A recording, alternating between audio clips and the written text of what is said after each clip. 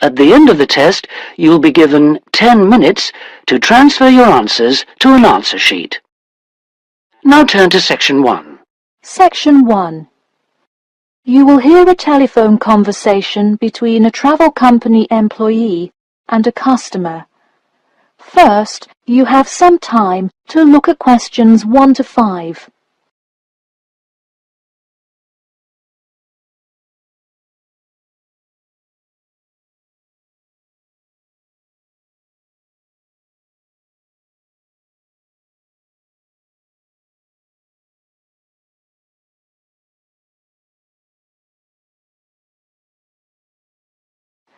You will see that there is an example which has been done for you.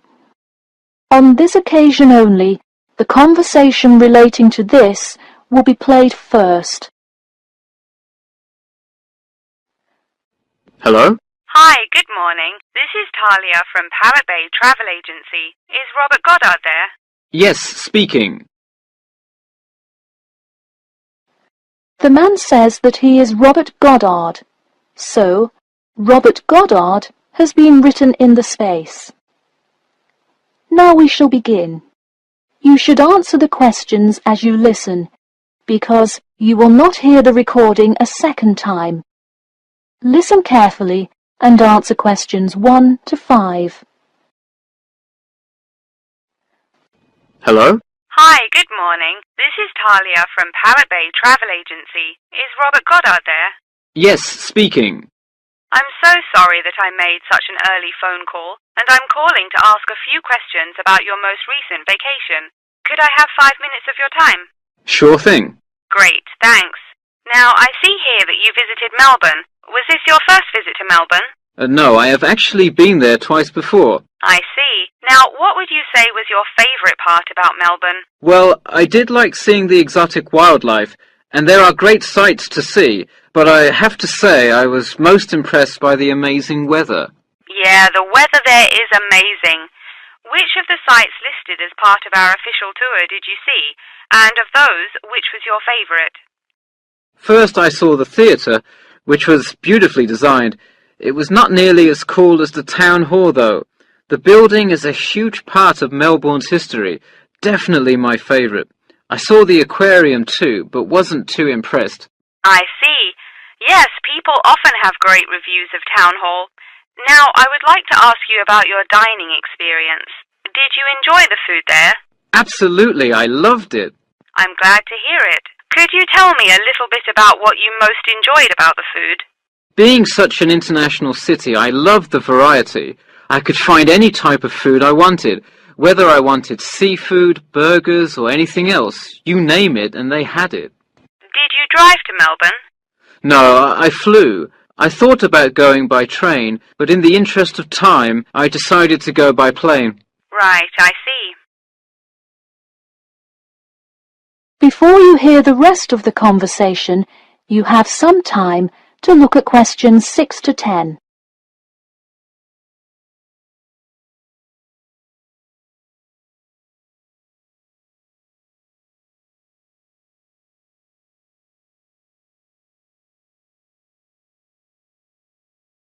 Now listen and answer questions 6 to 10.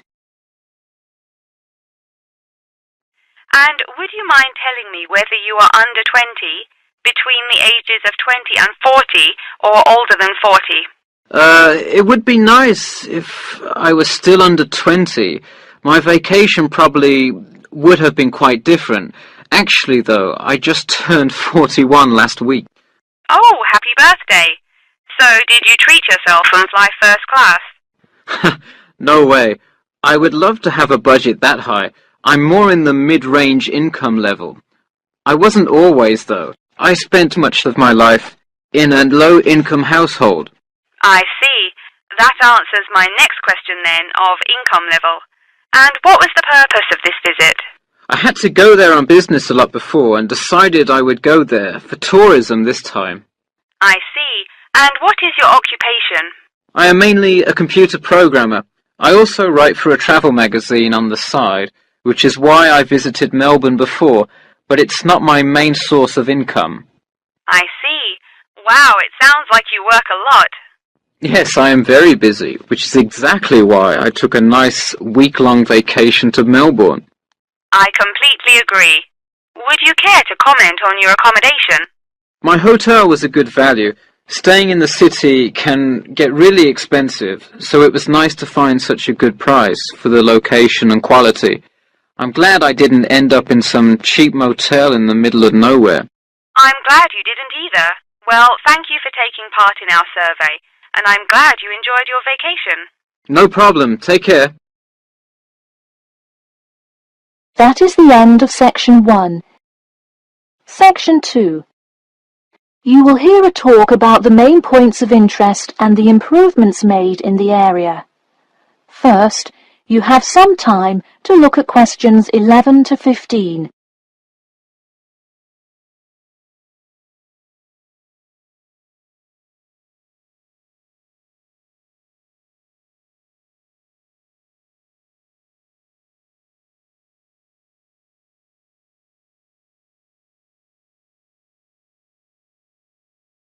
Now listen carefully and answer questions 11 to 15. Thank you all for coming to our community meeting. As you know, we're excited to unveil our improvement plan as we look forward to the influx of tourists in the summer months. I'll start with a quick overview of the main points of interest in the area for anyone who may not quite know his or her way around yet, and then I'll get to the improvements made. First off is my favourite, the Science Museum, which is on the corner of St George Road. If you have not visited yet, I encourage you to go before the busy season. It is absolutely spectacular. There is even a flight simulator you can try out. Just west of the Science Museum is the National History Museum. It's a sight not to be missed as well, with each floor devoted to a different era in our nation's history. There are special exhibits for children with interactive games and fun history lessons too. If you're looking for parking, it is available on the intersection of Queen Street and South King Street in the car park. Standard hourly and daily rates do apply. The best place for souvenirs is the shopping mall, though it gets extremely busy during peak times. You can get there from the Tube or the entrance on Timber Road, just south of Cornwall Road. This area has students everywhere, usually from the primary school across the street from the shopping mall. Classes often take field trips and engage in guided tours through the area. So that's the overview of the main sites, and hopefully by now I've given you a general idea of the area. Before you hear the rest of the talk, you have some time to look at questions 16 to 20.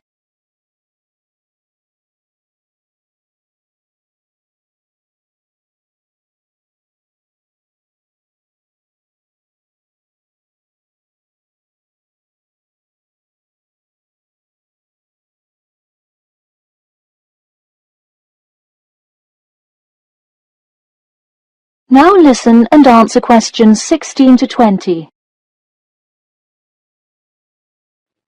Now I'm going to outline the improvements we have made in our efforts to make the experience even better for each and every one of our visitors.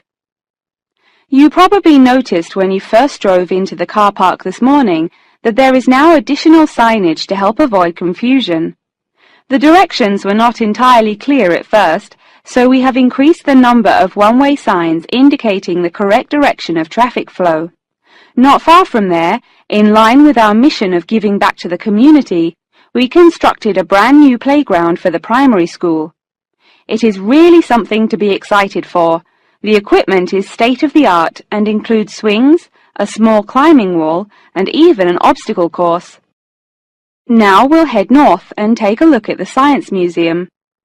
In response to our feedback from past visitors to the museum, there is now free information available outlining not only upcoming IMAX showings, but also natural wonders like meteor showers, eclipses, and other cool natural events. The Science Museum isn't the only museum improving the experience of its visitors. The National History Museum has added an entire new wing to its facility to accommodate the large crowds of people gathering to see the Civil War exhibit, Inventions Timeline exhibit, and other wonderful sections of the museum. The increase in space will definitely give a more calm, comfortable experience for visitors. And finally, remember when there was actually a line at the mall entrance from the tube station?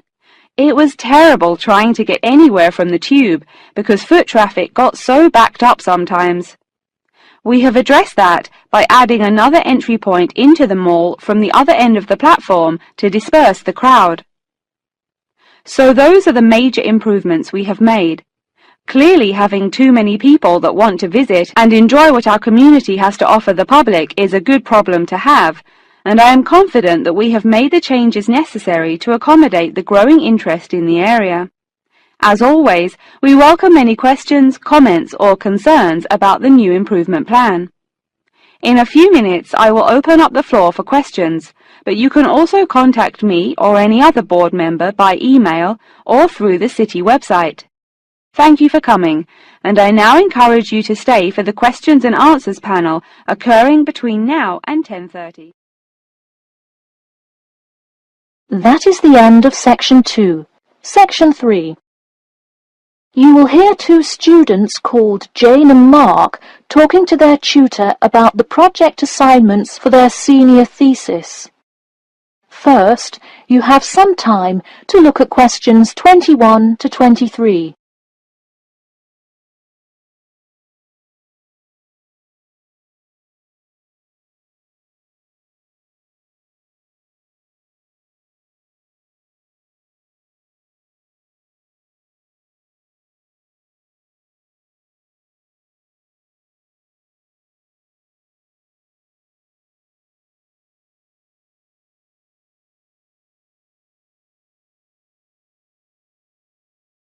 Now listen carefully and answer questions 21 to 23. So, you were both given your project assignments for your senior thesis today, right? Yes, and we already have to submit our topics next week. But how could they give us a grade this soon?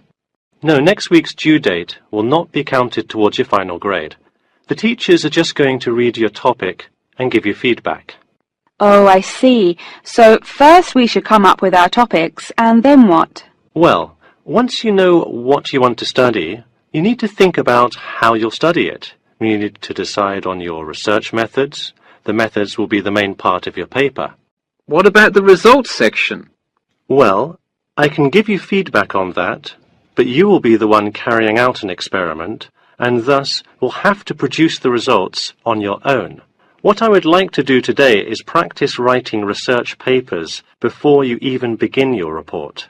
I'll give you samples of old data from past experience, and you can practice writing results and drawing conclusions. I think that would be really helpful. Yeah, it sounds like a lot of extra work, but I'm sure it would make our actual project easier. You're exactly right. So let's get started. First, let's try this simple experiment on fruit flies. Read the information and then take 25 minutes to summarize a results and conclusion section. That's really important. Pay attention to the time limit. Okay, does it still have to be 6,000 words? No, don't worry about that. What if we get off topic? I wouldn't worry too much. You'll have so much information to write about that it should be easy to stay on topic. Before you hear the rest of the talk, you have some time to look at questions 24 to 30.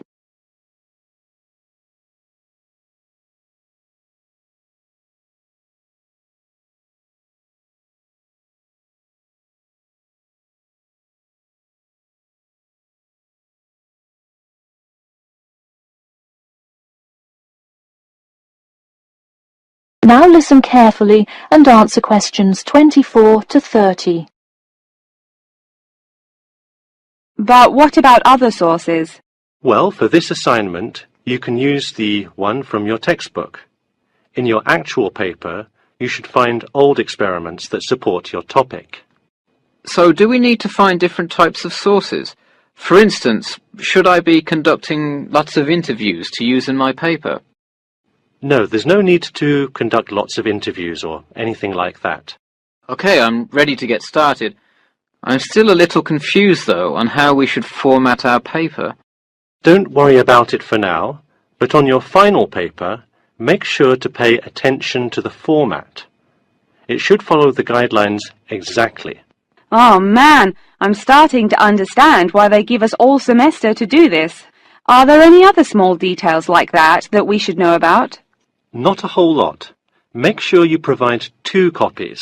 One for your teacher, of course, but one for yourself as well. And of course, you know the due date, right? It's April the 11th, right? What? No, it's May 11th, right? Yes. The due date is May 11. Write it down. Oh wow, yeah, I need to note it. Also, I'm having trouble finding information on my topic. What if I can't find enough good sources? It's all right to change your topic. Just make sure to do it before the beginning of April. Oh really? Wow, I'm definitely going to change it then.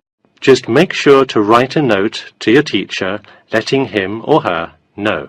Okay, so getting back to writing this sample paper, where do we start? Should I just explain the experiment and what happened? Well, you need to start with your hypothesis.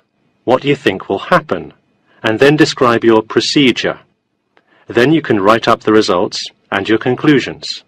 Oh boy, I don't know if I can handle any more instructions. That is the end of Section 3. Section 4. You will hear part of a lecture about factors you should consider when creating advertising materials and the effects they can have on your product sales. First, you have some time to look at questions 31 to 40.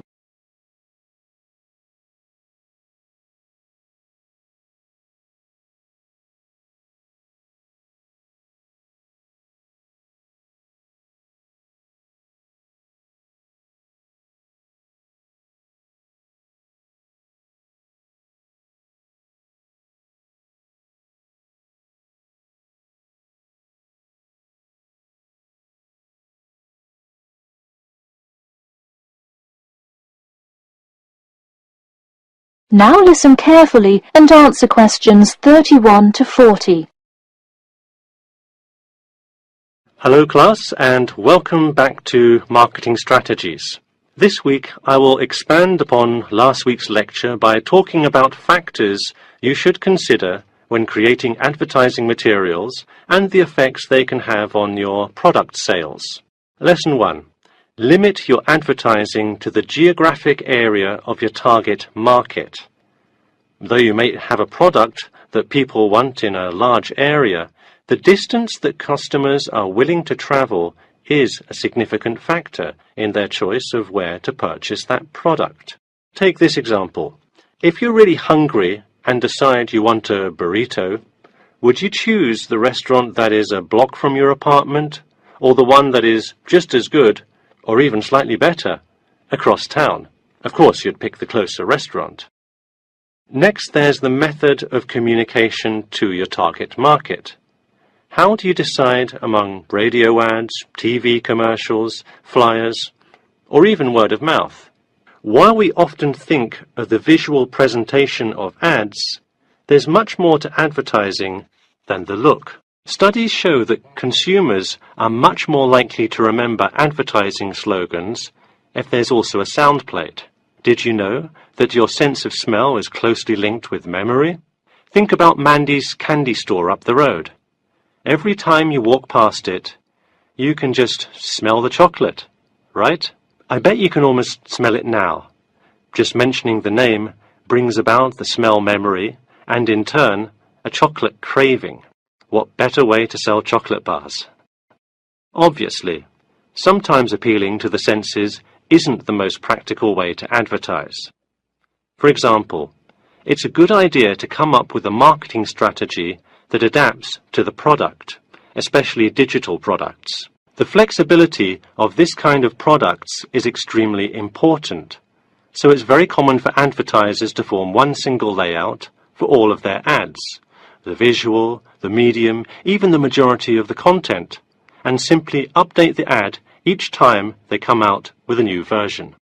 Remember, Advertising is all about stirring up the right feeling in your potential customers, whether by stimulating the senses, appealing to the intellect, and so on. Once the customer experiences the ad, the important thing is his or her reaction. Someone could love the ad you made, but unless he or she considers buying the product, you failed to get the reaction you were looking for.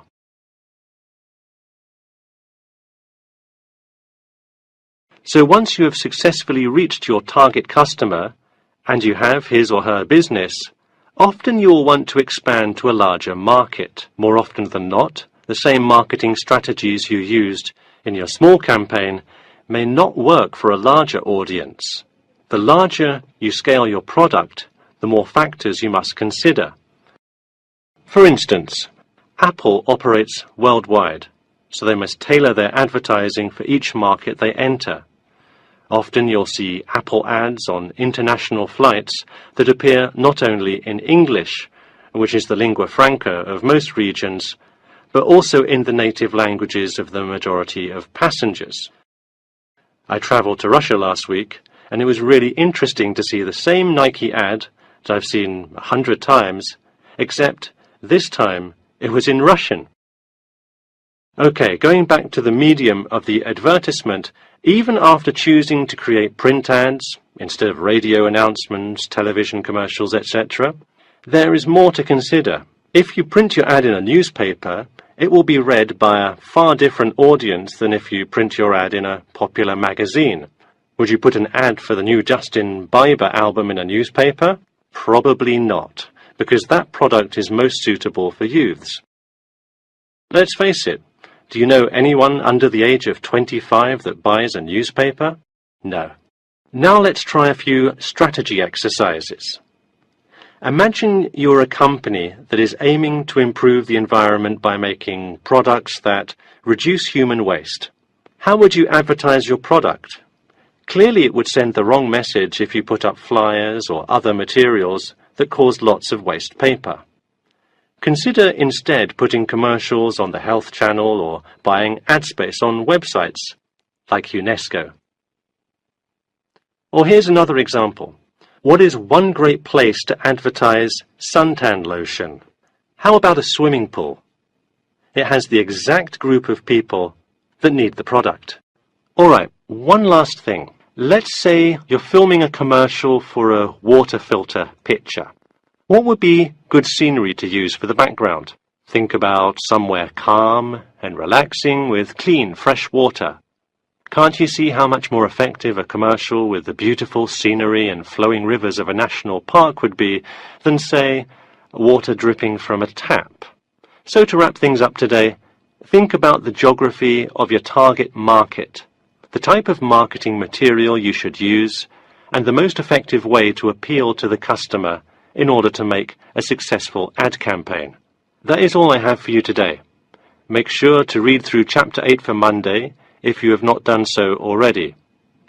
Okay, now I'd be happy to answer any questions you may have. That is the end of Section 4.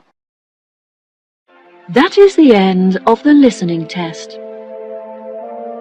In the IELTS test, you will now have 10 minutes to transfer your answers to the answer sheet.